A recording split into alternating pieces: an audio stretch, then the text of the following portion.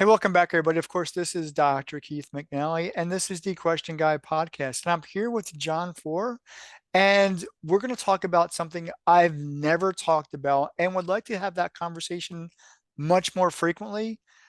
We're going to talk about tabletop role-playing games. Now, yes, we're going to get a bit geeky and we're going to nerd out today, and that's quite all right because anybody who's ever watched my podcast on YouTube sees my nerd drum back behind me. So I've got Legos, and that's just the start of how much of a nerd I really am.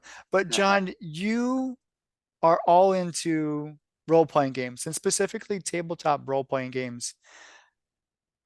How do we get this conversation started? Because I connected with, and I even forget how I connected with you, but you run a newsletter and you do some other cool stuff. So let's kind of start with that. So who are you and why are you into role-playing games? Well, who am I? I don't know. Does anyone know that answer? It's a tough one. That's a philosophical question. But in practical terms, I run roleplayingtips.com. I started that site in 1999. I started the newsletter because it was kind of still pre-internet days in many ways. And the game is interesting in that the game master role in that game is just you at the table, and then the other players are a team that sort of play against you in a way. And so it's a lonely role. There's one of you, and then there's a whole bunch of players. And it was pre-internet, so I wasn't getting out and meeting a lot of game masters at the store, at the grocery store, or anything. So I just started up a website to start to kind of get a tip exchange going, because I wanted to improve my craft as a storyteller and a game master. So that's where all that started. And then I'm in Edmonton, Alberta, Okay. and have been playing games since grade 5. Since a student tricked the teacher into running a game for the entire class, which was a disaster, but it fused a Were you passion. not, was that the first time you played? That was the first time I played. Yeah, grade 5, Friday afternoon. There was 20 some of us in the class at that time, and the GM Sean said, "Hey, I've got a game.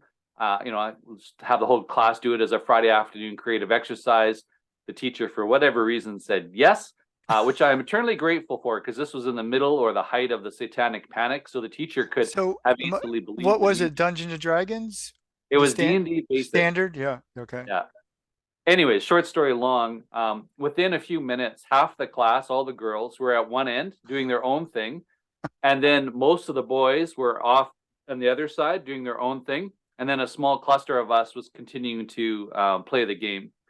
Um, when your turn is 1/30th or 1/20th rather of the group, you get bored pretty quick. So I don't blame anyone for that. Anyways, yeah, and so I've been playing D&D and tabletop role playing games for pretty much all of my life, pre pubescent all the way to whatever I am today. And yeah, it's a magnificent game. I find it tackles the entire brain. And so I never get bored of it, and there's always more to think about, improve, and talk about.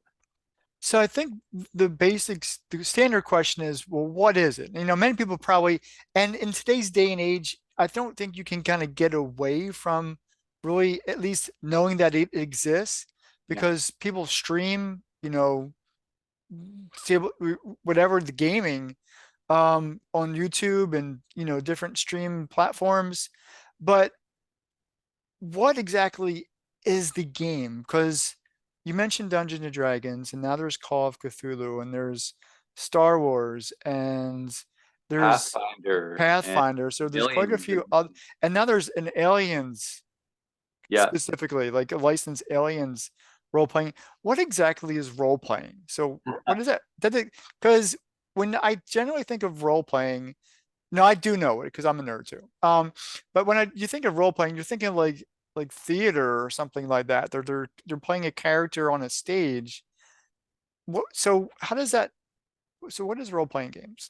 What are role yeah. playing? Well, it's a game. You would play it like Risk or Monopoly or Rummy. Okay. You just get together with a group of friends. Ideally, it's in person, but you can play online as well. And basically, there's two roles in the game. You're a player, or you're the game master. Okay. And you If you, mentioned that. So how do we make that distinction between the two?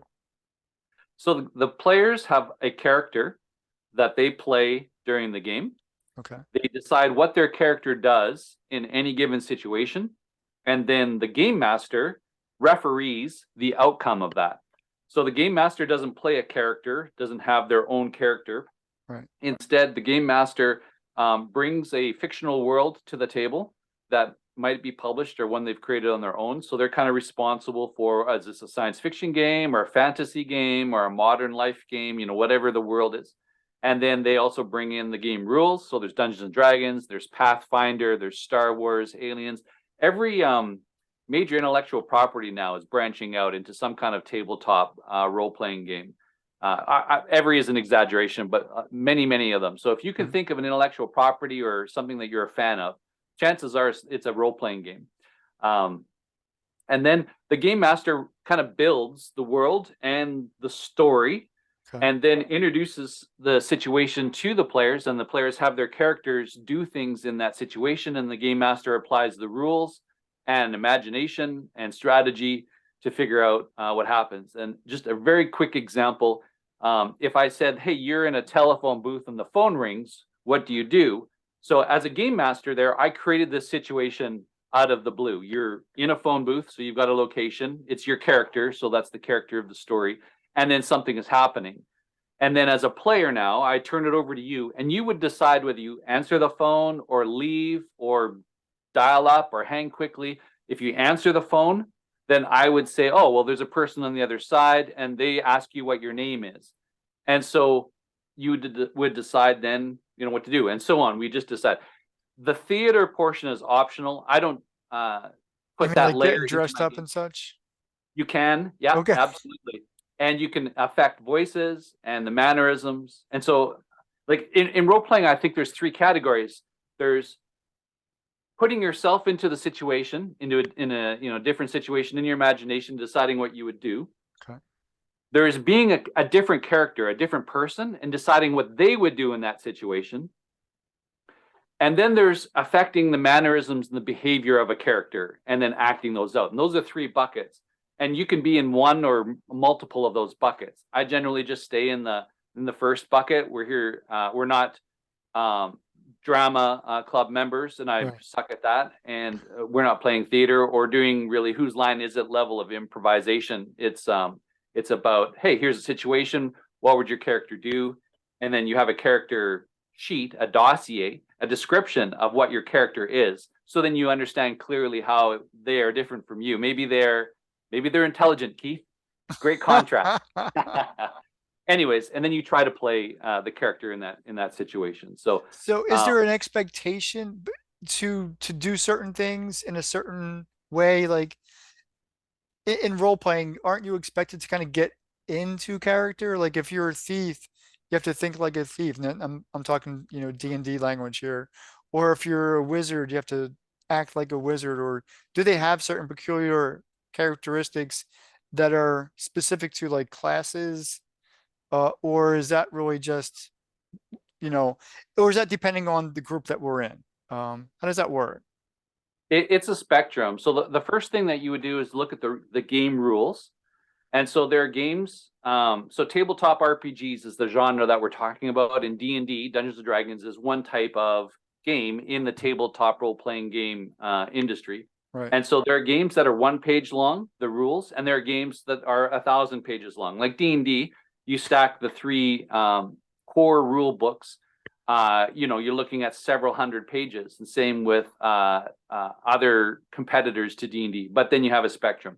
And then it's up to you and your group to decide how you want to play the game, whether you go full theater mode or if you just treat it more like an abstract strategy game. And that's completely up to everyone at the table to decide how Okay. to play. The game rules, why I mentioned the game rules, is that's your first layer of kind of advice or direction on what you should be doing. So in my three buckets before, you're playing a thief. So you would figure out how, if I was a thief, what I would do in that situation. I'd try to steal something, or I would sneak around, or I would look for an opportunity, or I grift somebody or whatever. Mhm. But in bucket number two, I would pretend to be this specific thief who might have this background, who might have these strengths and weaknesses, this particular one, and then I would try to play them. What would they do in the situation? And then the third one is I would have my garb, my whatever a thief looks like, and I would try to imitate what I think the mannerisms, the voice, and so on of the thief. And so it's up to you, the group and yourself to choose. And like I said, I'm mostly in bucket number one Right, or number right. two, and the game rules will tell you, oh, well, these are your capabilities of as a thief and whatnot. But to abstract it back, if you consider your favorite characters in books and movies, Mhm. they have distinct personalities, they have strengths, they have weaknesses, and they often have equipment. So an extreme example is James Bond gets tooled Right. up at the beginning of the movie, and away go the special effects. So your character that you either create or is given to you when you play the game has certain personality traits, strengths, weaknesses, and equipment. And then based on those puzzle pieces, based on the situation that you're presented with, you would figure out what to do. Either, hey, this is what I would do in the situation. This is what my character would do in the situation. Or I won't pretend, I won't act. But if I were to act in a theatrical way, I would be the character in the situation. Now, in a previous conversation, I talked to you. I do follow certain, I guess, masters of the craft, Matt Colville Yes. and Yeah. Seth Skorkowski, and hopefully Yeah. I got Great. their names correctly. Which because I think they put on really, actually, I think they put great content out on YouTube. So how did such, and you talked about, and I'm a half a century year old, and I'm talking 80s and 90s are kind of this really weird time where you talked about there's a satanic underpinning of what these games are all about. And now in 2023, it's a, I guess, multi-billion dollar industry or multi-million dollar industry. I mean, these are Yeah, I big guess. industries. Yeah, D&D is worth $100 million to Hasbro, I believe, as a Wow. business unit. So how did they become this own this really weird but really cool genre of gaming? How did that happen? Because you were through it all. Yeah, thanks. I'm old. Yeah. Um, Well, you said it yourself. You yeah, you you yeah. started, when you were a young one. um, the popularity really surged in 2015 when it started appearing on mainstream television shows, and when certain gaming groups started to stream their games online. Uh, that movement is called actual play, and Okay. that happened much before 2015. But um, shows like Critical Role and others really caused things to coalesce, along with the mainstream mentions, along with Hasbro getting the print books into mainstream stores like Walmart and whatnot, Okay. making it super accessible, and you didn't have to go to the one hobby shop in your city that happened to carry them and hunt those down. So it became super accessible. It became well advertised, and it became normalized. And so that Okay. is when it really, blew the doors off from say 10 million players to an estimated 40 to 100 million players. Wow. D&D Beyond, which is one game portal online, says they have 30 million accounts. So if you use that number and extrapolate it, D&D being the major player in the industry, sort of like Windows was for a long time, and Apple just had 10% share. It's kind of like that. D&D has the lion's share. Anyway, so those are the numbers that I'm kind of using.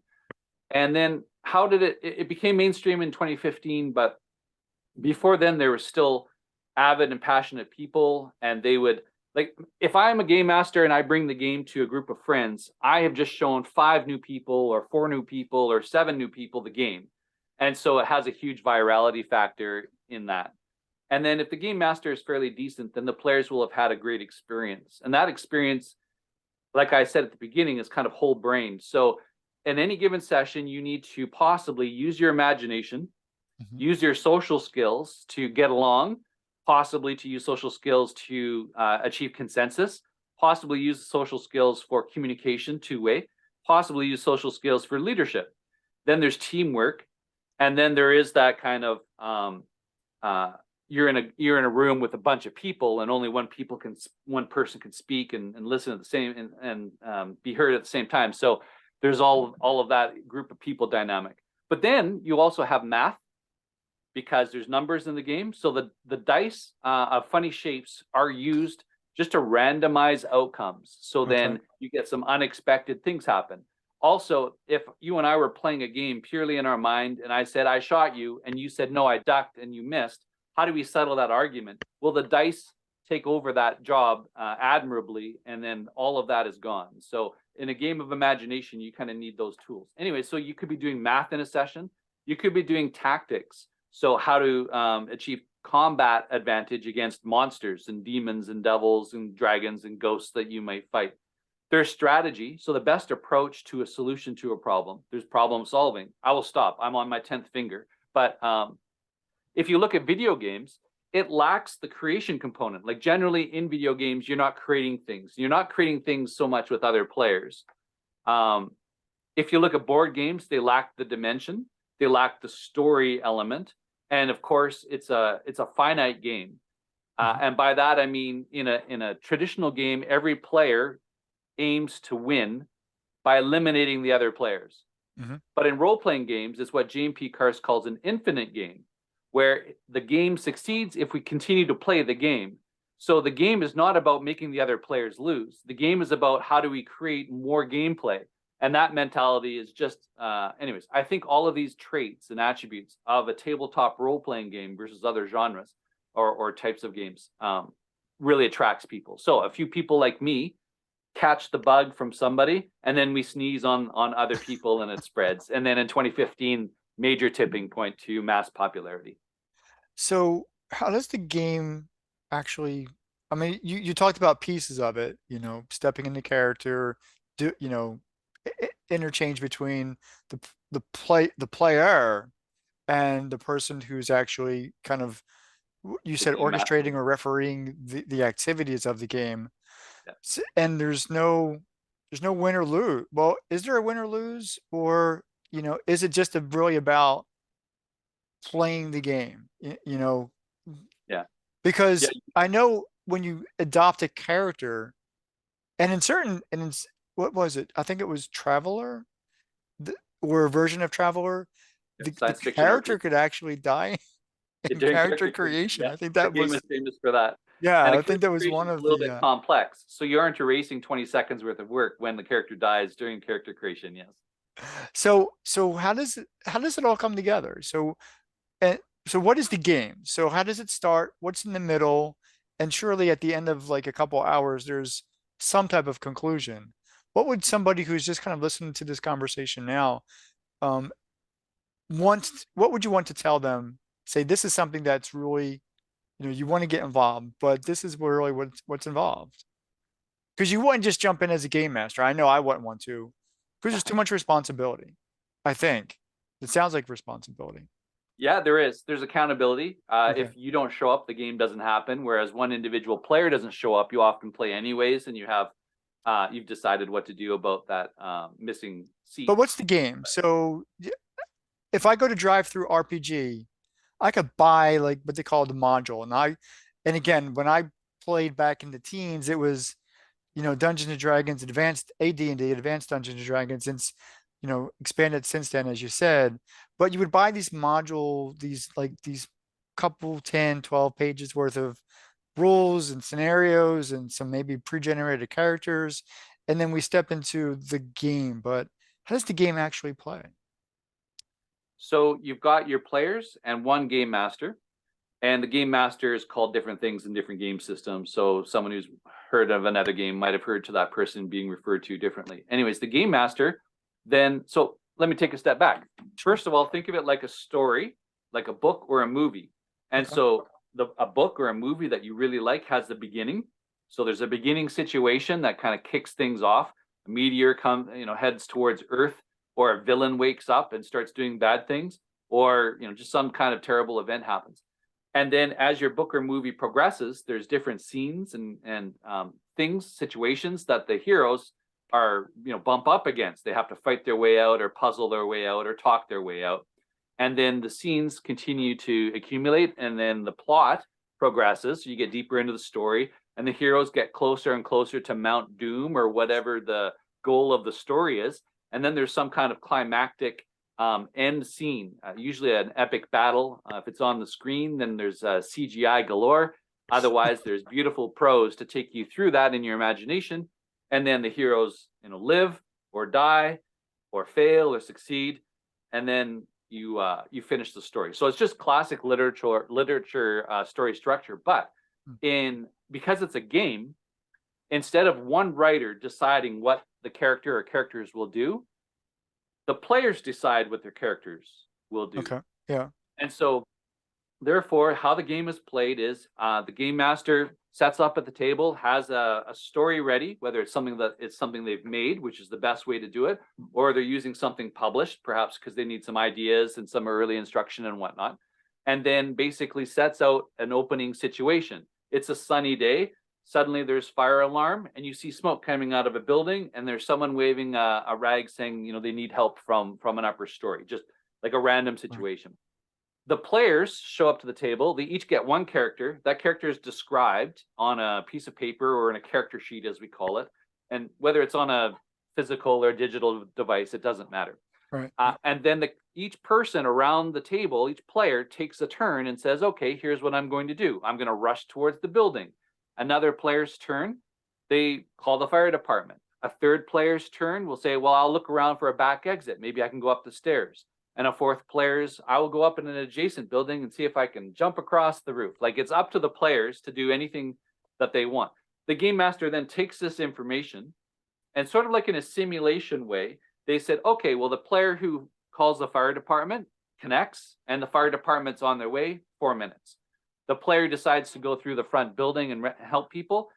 The game master decides or decided in advance that the front door is locked or jammed. And now the character has to use their strength or a tool or figure out a puzzle. The player figures out a puzzle, how to get into the building. So all the structure of gameplay ends. The engine is the game master presents a situation. The players then tell the game master what they're going to do.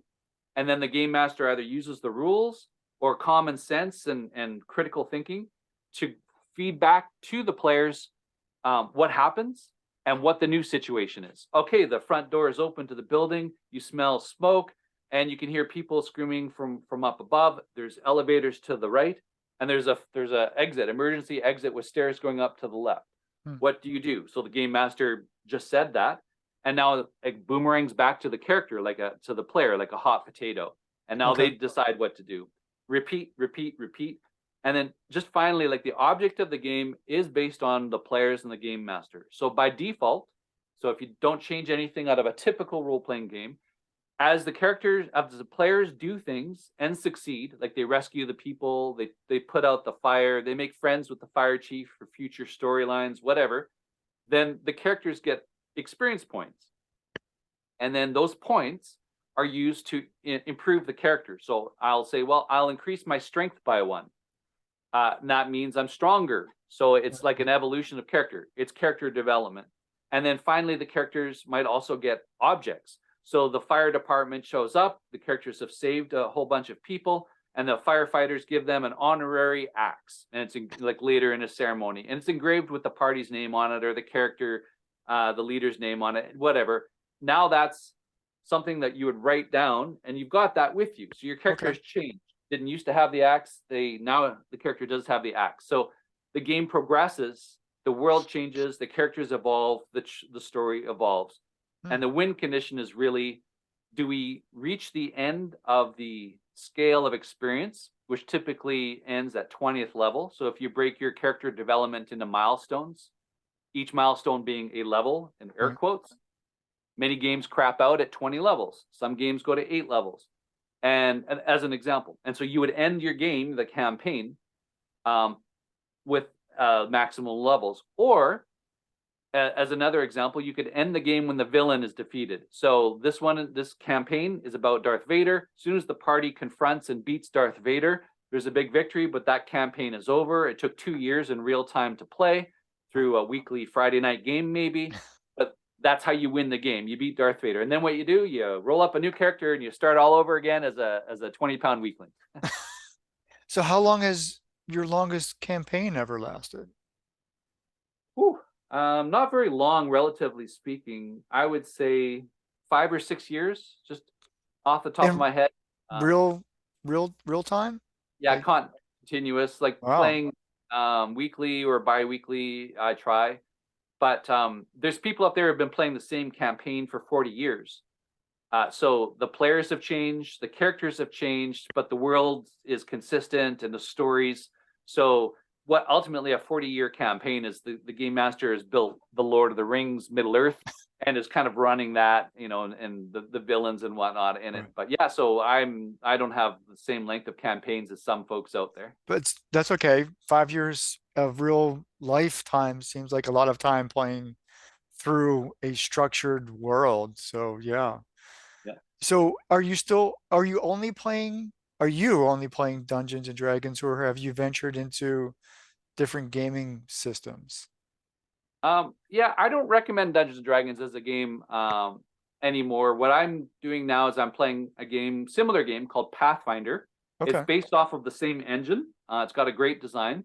I'm also playing a version called Old School Essentials, which is, when I said that when I started in grade 5, Yeah, yeah. well, someone has taken those ancient rules and kind of modernized them with modern layout and reference Okay. notation, like indexes and things like that. Anyway, so it's the old game brought back to life again. So I'm playing Now, it now. can I ask you a question real quick? Why? What Wow. was the divergence against Dungeons and Dragons out of curiosity? Because it is because that's like isn't that like the ultimate of gaming structures, or has that because there is a lot of talk, and to be quite honest, it confuses the heck out of me about the is it the open gaming license or the one game license, Yeah, or open it's gaming license. OGL, Yeah. and then there's a lot of, and I'm not going to bad mouth anybody, but there's been a lot of bad talk about Dungeons and Dragons D&D 5e 5th edition. Yeah. Um, so people are going away from what's been I guess the standard or the gold standard of gaming systems to other things. I Um, wouldn't say gold standard, to be a bit argumentative. I would okay, say it's name brand recognition. okay, So probably, yeah, yeah, if you were to think of cars, there is no car that's the ultimate, because I might be looking at price, you might be looking at safety features, and another person might be looking at how many miles can I put on the engine before I have to get a new one. Like your measurement of best. right, Anyway, right. sorry, that was a No, side. but I agree, yeah, Yeah. And I try to stay out of the politics side of things and just focus on games. My newsletter okay, doesn't get into any other things, but um, the Dungeons and Dragons brand, so the game, is owned by Hasbro, previously owned by a company called Wizards of the Coast, and then Hasbro purchased Wizards of the Coast. okay, And then Wizards of the Coast bought it from the original company called TSR okay. in 70s and Mhm. 80s and 90s. And so at the time when D&D was invented, there were other tabletop role-playing games, mostly in Europe, also spawning. And you can see, like, it was almost like a cultural singularity moment where a number of people have the same idea, probably from playing muds on mainframes, and the idea that I could take a character and control that character in 1970 and add treasure and fight monsters and level up and become more powerful. So yeah, but D&D out of the gate had the most popular brand recognition, had the top sales. It had two offices at some point in the United States and one in UK. And yeah, and so the game has passed owner hands a few times, and now it's in the hands of WotC, which is Wizards of the Coast, Mhm. which is owned by Hasbro. Mhm. In 2000, Wizards of the Coast, which was a standalone company at that point, released something called the Open Gaming License. And what it did was it said, hey, here are legally allowable rules and details of our game that you can use to make your own stuff with, and we will not sue your pants off of, because TSR in the 90s and late 80s, but more in the 90s, was suing people and sending out cease and desists and was You very mean just to litigious. play the game? No, not just to play the game, but if I wanted to make a my own adventure for the game Okay. and And publish it or okay. even share it for free online, and I'm using the D&D logo and I'm using the mechanics and I'm using some of the made up words that the game has, um, then in the 90s D&D would sue you. Oh, And then in so the to solve that, and that was kind of a concern of the advocates of the hobby. They wanted to make sure that no company could control and dominate the hobby. So, for example, you've got Windows and Linux and Apple today. But for a while there, it was kind of just looking like Microsoft. And if Bill Gates didn't like something, the whole world had to do whatever Bill Gates wanted. Like, if you want the mouse to do that, or if the mouse does that, like you were powerless to, you had no other alternatives, right, pretty right. much. Um, but now the world is a lot different. We have so much choice in terms of operating systems and devices and things. So the stewards of that gaming license said, okay, how can we make a game license to make sure that the hobby survives, even if Bill Gates comes along, forms a monopoly, and then says, no, I don't want the game to exist anymore. I'm closing shop. And that could happen. So the open gaming license was brought in to give everybody a legal framework to build off of the Dungeons and Dragons game. And that's how games like Pathfinder came into being. They took that core engine that was free and legal and public, and they made their own version of it. Recently, though, and in brief, the basically over Christmas, Hasbro slash Wizards of the Coast came out with a statement saying we're changing the OGL, and the changes that they were making uh, were pretty disruptive would have been pretty disruptive in the industry. First of all, they said, okay, we will take 25% of your revenues from anything derivative that you make from us. Hmm. And so to do that, we have to track it. So you have to register your company with us and report on revenues. Now they had a threshold of if you had over $750,000 in revenues, this only applied to you as a company. But they also stipulated that their new agreement could change at any moment. So once they realize, oh, well, this is how many people are using, the level of that tier, why don't we make it $75,000 and make more money of it? The second thing is any content, anything that you made with the new license is 100% owned by Wizards of the Coast and Hasbro, and they could do with it as they please. So I could spend a year of my life writing the Demon Plague campaign, which I did, and I co-wrote that. And so I could spend a year with my co-writer working on a 500-page book and release it under this license, the new license. Wizards of the Coast would legally own the entire thing and could publish it without modification in parallel and outcompete me because they're $100 million compared Right. to whoever I am in my mom's basement writing on parchment with a quill. And so I said I would be brief. So there's clauses like that in the new proposed legal framework around D&D, of which many other game companies base their business models off of, and that would have ruined it. So the community opposed Wizards and basically said, okay, we don't want this. We will unsubscribe to your product. So there's an online account that you can get that gives you various advantages. So I guess tens of thousands of people quit their subscription to Wizards of the Coast online tool, Wow. as well as a bunch of other ways that people made lives uncomfortable for Wizards of the Coast. And so that was the Was open it game. that significant? I mean, there was that significant a number? Yeah. Yeah. Really? I Good. think there was 49,000 accounts that got canceled, which if they're say $10 a month, that would be $500,000 to the bottom line of Wizards. But it's actually there's lower tier accounts, there's annual payments that aren't due for renewal in summer. It's complicated, but it was 49,000 accounts had put in cancellation requests. Service called D&D Beyond, which is the KPI or benchmark metric for the health of the hobby of Dungeons and Dragons. And Wizards did this from their perspective. They saw it was a winning brand, a winning business unit, so they wanted to double down like a good corporation would. Like we're gonna cut the losers this year, and we're gonna double down on what's winning. And D&D was winning, but they also are wanting to turn D&D into a lifestyle brand, which means that it's not about the game. So today, if something important happens to D&D, I know it affects my game rules. I know it affects my friends and my game table and whatnot. But if you become a lifestyle brand, then you're about action figures, you're about books, you're about movies, TV shows, posters. There's no game rules in there. They don't even need to design a game for a lifestyle brand anymore. Mm. And their intention is to go quite digital with the game. So we might not even see books for D&D anymore. So all of this information, some of it which was leaked, and you cannot verify leaks unless the whistleblowers come out. So that never happened, but we're still taking some of this at face value here, as well as reading the responses from Wizards of the Coast slash Hasbro. It was a major controversy, and Yeah. it would have caused the hobby to shrink a lot, and then basically a rebuilding occur, and then maybe D&D would come back, or tabletop role playing games would come back to its current popularity. It was a major upheaval thing. I'll stop there. Well, Trying to it's be balanced.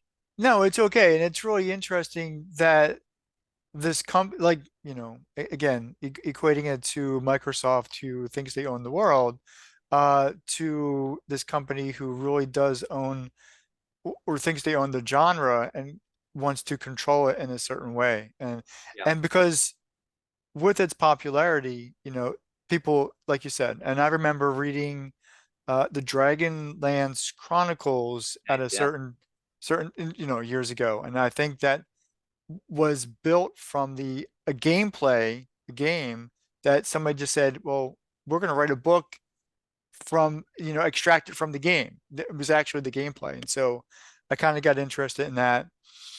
So there's a lots of ways to approach what we do with that time in our lives, because I actually bought the 5e edition of nice. and I want to get the word right, and I can't. The Minds of, fill in the word for me. It begins What's with a, what? the Describe what it Lost is. Minds of the Oh, starter set Fandelver. from, Yeah, from, Fandelver. I Yeah, can't P I can't A N pronounce D that. E L V E R. Yeah, Fandelver. And then they had the follow up, which these are starter sets, and this was called the Essential set. Um, I think it was Ice Peaks or something like that. Yeah, Yeah, and Icewind and Dale. and then they just released another like starter set for 5e. And I'll be honest with you, the 5e rules, even on the starter sets, are there's too much detail for me. And so if I were to get back into it, I think I would follow, what you talked about earlier, people who brought forward the original basic ideas of the game Yes. make it fun, because it's fun to play, it's just fun to interact. It's fun to, yeah. I wouldn't mind, in my spare time, taking down a dragon or two. Yes. Um, you know, just to say I've done something with a couple. But that's just me. But then translating into, you talk about that story element, which is there's a whole lot of story involved in our lives, and this becomes a part of it, which makes it really fun. We could kind of take our lives and turn it into a game if we wanted to, Yes. because if the things that we've done and all the experiences that we had, do you actually, because you're in, well, now I'm going to translate, switch this to, you said you're a game master, but do you actually play? Like, do you switch the role? Do you play under Yeah, somebody I else? do. I do play, but you never want me in your campaign. So rewind a second. You're talking about rules. So I have in front of me here. Because they're so whoa, what's that? I have the old school essentials core rules in my Okay. hand, Okay. and then I have the Pathfinder core rules in my hand. Okay. And so if you look at the two spines, Oh my gosh. you can see the difference. Yeah. And so, for some people, like me, I lean into the heavy book because it's a really cool thing to learn. It's almost like learning another language. You're learning how all these mechanics and stuff form together into awesome game design. But the Right. thin book and similar products to it exists if you don't want, it depends on the scope, how much the hobby you want to be part of your life. But there are, like I said, one pagers, and old school essentials, has this, not very many rules at all. I So need to there write is that a down. spectrum Old out school there. essentials sounds like the way to go, because I'd rather just jump into the game and play it than Yes. have to study for 3 months Yeah. just to learn the rules. Because Now, go ahead. if you were a player, then quite often your game master takes all that on, and you just need to show up and be your character or play a character in a But you need story to know for a how little while. the mechanics work. I mean, you just can't, do whatever you wanted to, because that would No, disrupt the game time. That would disrupt the fun. Yeah? no, you can do whatever you want, and then, well, it's another conversation.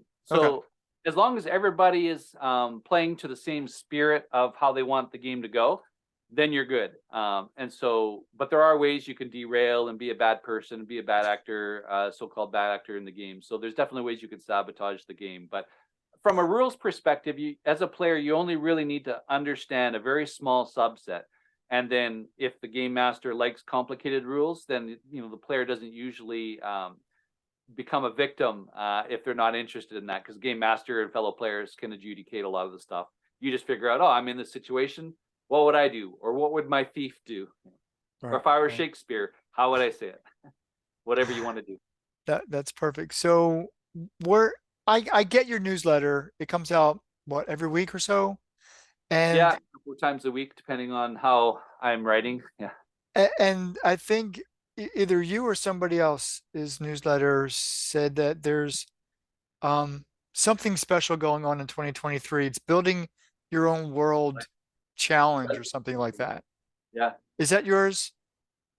It's let's see, Sean McCoy, who is the author of the Mothership RPG, which is a science fiction RPG the size of a brochure. So you might really like it, Keith.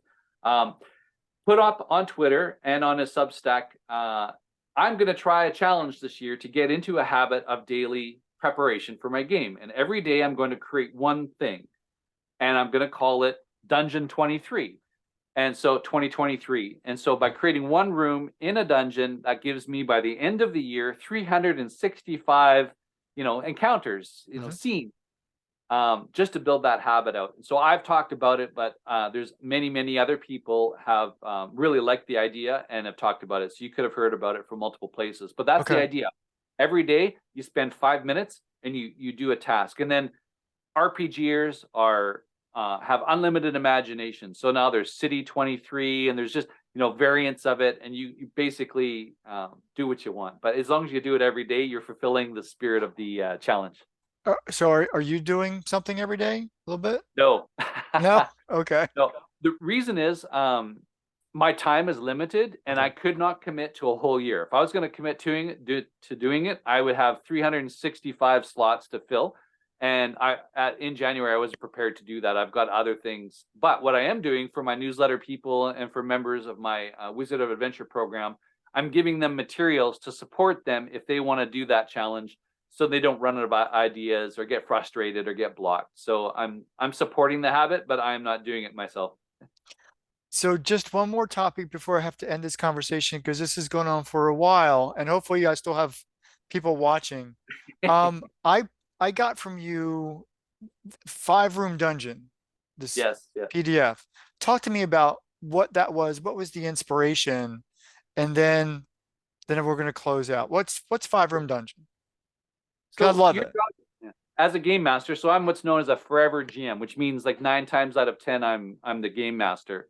I will play, but I get bored in a role playing game fast, and that's why I'm a terrible player. So I can play if I'm amused, but um, yeah, I can explain why in another call. But Okay. I'm just not. My brain is just wired and wants the game master role where there's multiple things going on, lots of things to do, multitasking, being imaginative, and all that stuff that I talked about.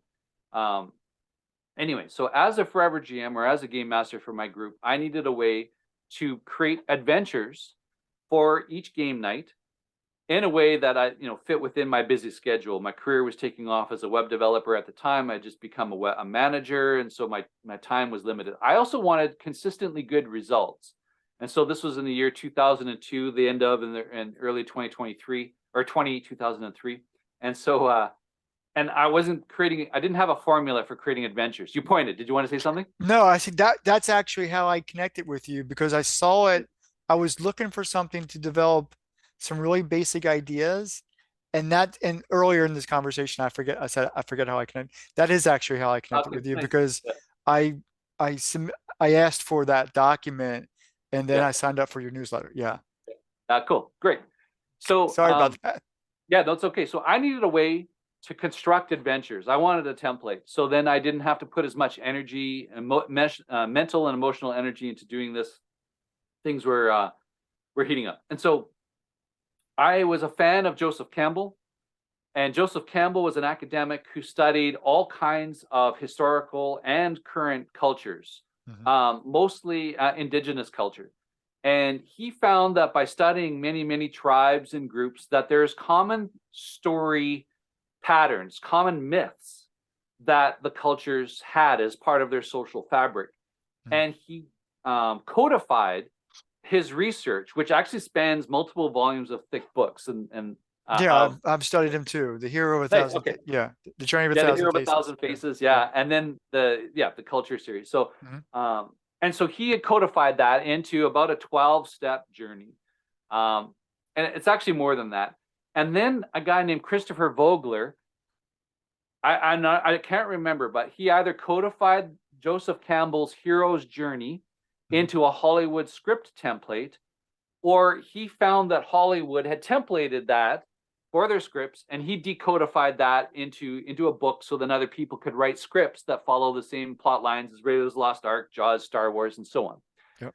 And I thought, okay, well, these Hollywood has figured out an incredibly lucrative story structure. I just want to entertain my friends. So what is this? What is Joseph Campbell giving me as a story structure? What is this Christopher Vogler book that codifies Campbell's book and scripts give me? And I turned that into an adventure making tool called 5 Room Dungeons, where I distilled the steps and everything that a hero goes through in the Iliad and in Shakespeare's books. And it's just a recurrent human thing because it actually reflects our journey in real time through life. So we all start out as inexperienced, babes doing nothing, and then we, move throughout our lives and have challenges and grow and so on. So Right. this mythological journey is actually echoing our real life, which is why it resonates so much, which is why every culture has it, or most do. So I codified it into 5 steps in an adventure template, and I showed a person at work, and he said, "Wow, this is really good. I can use this." Like, it was accessible. And the trick here, the one nuance I just want to call out, is that we play a game. So I cannot get away with being an author. I cannot write for a passive audience saying your character will do this and then this happens and then your character will do this and then this, because then there's no game for the players. The players have to be able to make choices, which means I cannot write a script. Instead, I need to create a game. And so the hero's journey distilled into the 5 Room Dungeon template allows me to make a game that does not ruin the fun of my players by dictating what they have to do. Instead, we're actually, enables playing a game. Anyways, and then so I put it online in the newsletter, and it became quite successful. I held a contest where GMs in the newsletter could create their own 5 Room dungeons, submit them for prizes, gave me permission to put them online, and then I turned it all into a big book. I sell the book on Drive Through Role Playing, Drive Through RPG. I think it's $20 or $25. And but you can get it for free if you come to roleplayingtips.com and sign up for my newsletter. You'll see it on the homepage. But that's the background of that. I just wanted a way to consistently perform as a game master, as a storyteller, and I can go through the theory of it, but basically it worked by fluke. Somehow I created something that worked, and then other game masters have enjoyed it since then, and it's become a little bit viral. Yeah, it's a really cool tool. I loved it. Yeah, thank you. Yeah, thanks for bringing that up. And I still use it today. Now, what you can do is use them like tiles. So if you need a large adventure, it's easiest, I find, to break them up into small 5 Room dungeons and then just connect the dungeons to each other rather than trying to Make this, grapple with the yeah, make complexity. this big thing.